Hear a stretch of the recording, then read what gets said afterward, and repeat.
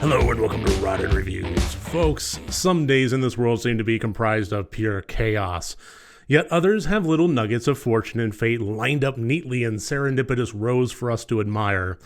I had one such day recently when I watched the new film to hit Shudder, Allegoria, and midway through my watch, a patron request came through asking me for a review of that very same movie. The kindred spirit that read my soul is none other than Ben Grimm, who writes of Allegoria, the new movie by Spider-1 of Power Man 5000 fame, a fave of mine, also brother of Rob Zombie, an anthology which had a good flow of stories and great monologues throughout.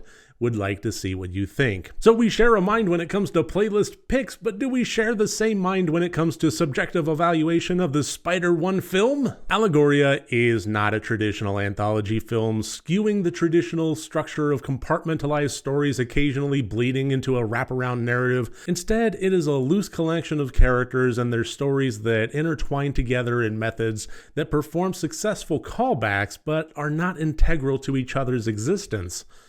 Mostly. If I had to find a similar film in structure, I'd put it side by side with the likes of 2015's Southbound, which, if you've never seen it, is an extremely highly recommended watch.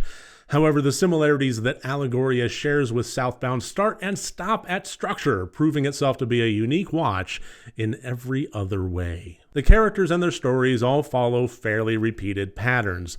Artists struggling with artistic hurdles are beset upon by horrors of their own creation.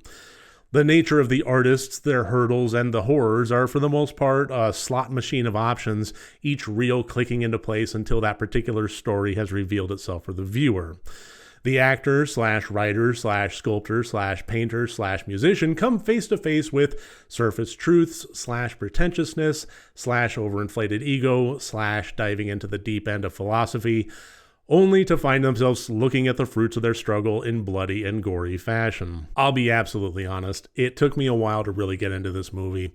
Unlike so many other first-time feature-length directorial efforts that find themselves born from the labor of a short film that gained traction, Spider-1 decides to eschew the traditional method of reapproaching and polishing the original short of "this is not acting, this is hell," and instead just makes it his opening segment as is. At least I think that's the case. I could not, for the life of me, find a copy of the short film in its entirety to verify. However, looking at the festival trailer, it sure does seem to match the shots it showed perfectly in Allegoria.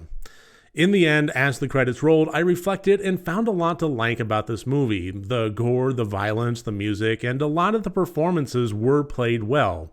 Sinister tones never clashed with the underlying humor. Instead, they each allowed their particular elements to shine in contrast to one another. However, my main point of contention is unfortunately one of the larger aspects of the movie. The real central narrative that bound all these stories and characters together is the examination of the philosophy of art, and I never really felt like it got out of second gear with it. I've always considered art at its very nature to be the communication of emotion that transcends time, language, and geography. Allegoria very much touches on that, but just as it feels like it's going to be rising above a 101 class, it brings the horror in to provide the gory context of thought meeting reality in ironic and gruesome ways, which definitely scratches an itch for the macabre fan in me, but also leaves me wanting on a more thoughtful level. What Richard Linklater's 2001 film Waking Life did for existentialism, Allegoria attempts to do with the world of creative artistry. Hey, old man, what you doing up there? I'm not sure. You need any help getting down, sir? I don't think so. Stupid bastard. No worse than us. He's all action and no theory. We're all theory and no action. Today, we birth the monster that populates all of us. Stand! And though it succeeds as a horror movie, it doesn't quite live up to the promise it makes as an examination of the artistic spirit.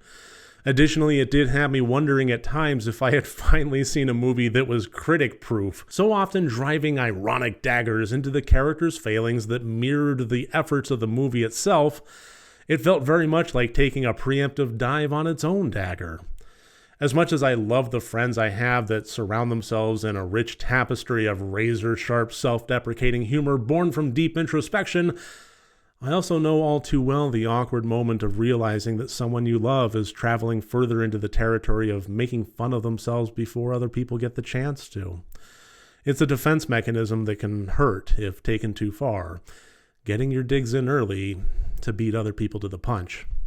At times, as I watch Allegoria use extraordinarily pretentious speech from a character in an effort to eviscerate pretentious speech, I did kind of wonder which side of the fence this film was landing on, and if I should laugh at it or be concerned for it.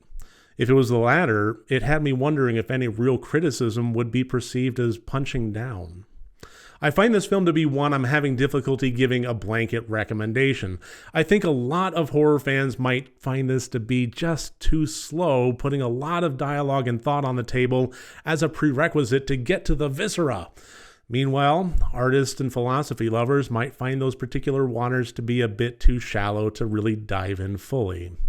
Still, I think that one thing Allegoria will do quite well is elicit a great deal of conversation and strong feelings in the coming weeks and months. And for a movie that takes an autopsy approach to art, I can't think of a better metric for success. So thank you to Ben for recommending this one, and thank you for watching this video. I do hope you enjoyed it, and I hope you have a great rest of your day. Take care, and remember, next time you want to watch a horror movie, first make sure that it's good and rotted.